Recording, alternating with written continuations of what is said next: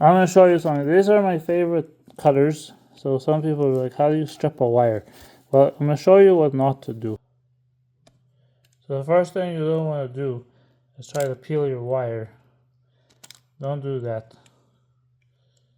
Because what will happen is this is just retarded, moronic, and you're going to end up scratching your wire. So second thing is, and I have a habit doing this, these are really sharp, so I could actually take this, and it doesn't work as well with the this kind of wire, but I could actually like I can peel these off pretty easy. But what will end up happening is right at the edge where you've cut the insulation, you actually feel it. There's a little like indent, and so that reduces the cross-sectional area of the wire, which will increase its resistance, and that could cause it to overheat. So what you want to do is you want to get a pair of cable strippers,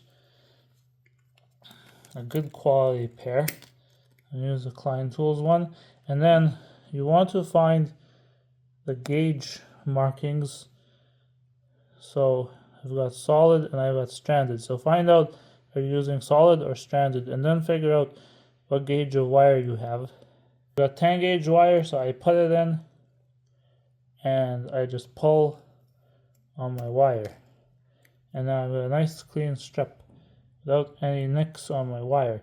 Now if you used 8 gauge you wouldn't strip, and if you use 12 gauge you would strip it, but you'd struggle. But what happens is, if you use a gauge that's bigger than what your wire is, so I'm going to show you, you end up stripping the wire, but you end up nicking the copper, which again, it makes the copper weaker. So if I were to bend this, maybe it didn't break, but if I bent it a couple times, if I'm in an environment where there's vibrations,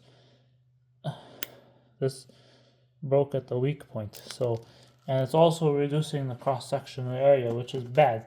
So if you have any questions, please post a comment. Thank you.